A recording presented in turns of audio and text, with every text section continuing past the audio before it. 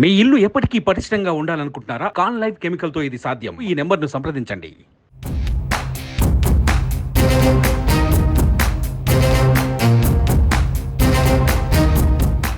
ఎన్నికల్లోనే కాదు, రైతు సమస్యలపై బీఆర్ఎస్ బీజేపీ పోటీ పడుతున్నాయి.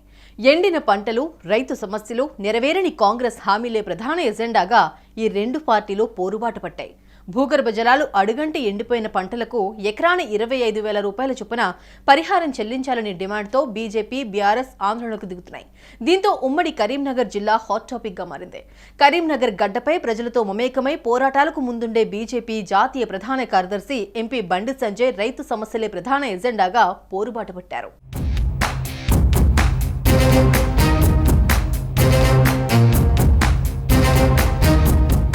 ఏప్రిల్ తొలివారం నుంచి వడ్ల కొనుగోలు కేంద్రాలు ప్రారంభం కానున్న నేపథ్యంలో రైతులు పండించిన ప్రతి వడ్ల గింజను ప్రభుత్వంచే కొనుగోలు చేయించడంతో పాటు తాలు, తప్ప, తేమ పేరుతో తరుగు లేకుండా ధాన్యం పూర్తి స్థాయిలో కొనుగోలు చేయించడమే లక్ష్యంగా పోరాడతామని సంజయ్ తెలిపారు. బండి రైతు దీక్షకు అన్ని వర్గాల నుండి మద్దతు లభించడంతో రైతు ఉద్యమాన్ని మరింత ఉధృతం చేస్తున్నారు బండి సంజయ్. అంతేకాదు, రైతు కోసం రాజకీయాలను, సొంత ప్రయోజనాలను పక్కన పెట్టి ఐక్యంగా ఉద్యమించాలని పిలుపునిచ్చారు.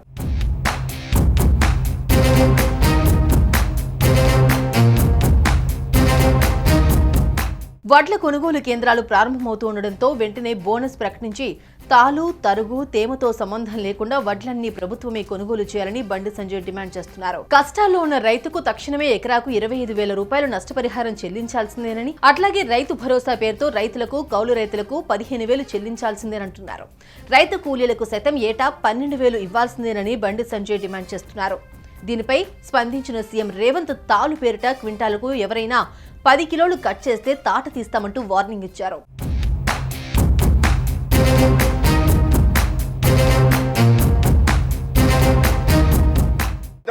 మా పెద్దన అయిపోయిండు. రైతు తరుగు పేరుతోని, తాలు పేరుతోని 5 కిలో లోకాడ, 8 కిలో లోకాడ, 4 కిలో లోకాడ, ఒక ప్రాంతంలో 10 కిలో కూడా తరుగు కటింగ్ పెట్టిరు. రైతులు ఇబ్బంది పడుతున్నారు. రైతులు రోడ్డు ఎక్కి ఆందోళన చేశారు.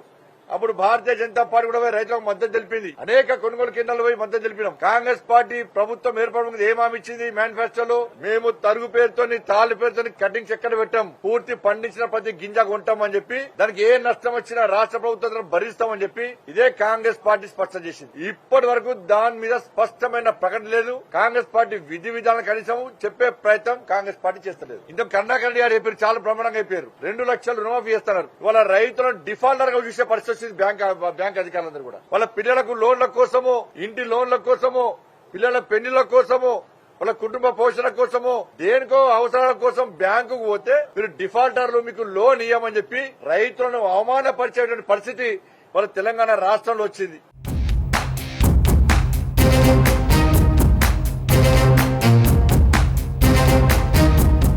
విద్యుత్ విషయంలో గాని, సాగునీరు విషయంలో గాని, రైతు బంధు విషయంలో గాని, రైతు బీమా విషయంలో గాని, గిట్టుబాటు ధర విషయంలో గాని వరి కోతలు మొదలై ఇంకా పూర్తి స్థాయిలో కానేలేదు. అప్పుడే 7,000 పైచీలకు కొనుగోలు కేంద్రాలను ఐకేపీ కేంద్రాలు మేము తెరిచినాం. వాళ్ళు అసలు తెరవనే లేదంటున్నారు. ఎవడన్నా చేసిందంటే తిత్తి తీస్తాం. ఎవడన్నా 10 కిలోలు గిన, క్వింటాల్ కిగిన కమిషన్లు తాడి పేరు మీద, తాలు పేరు మీద ఎవడన్నా కొట్టిందంటే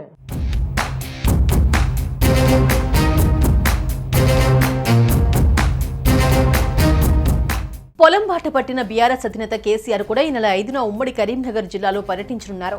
ఈ నెల 5న కరీంనగర్, చొప్పదండి, వేములవాడ, సిరిసిల్ల నియోజకవర్గాల్లో పర్యటించి ఎండిపోయిన పంటలను పరిశీలించి రైతులతో ముఖాముఖిగా కేసీఆర్ మాట్లాడనున్నారు.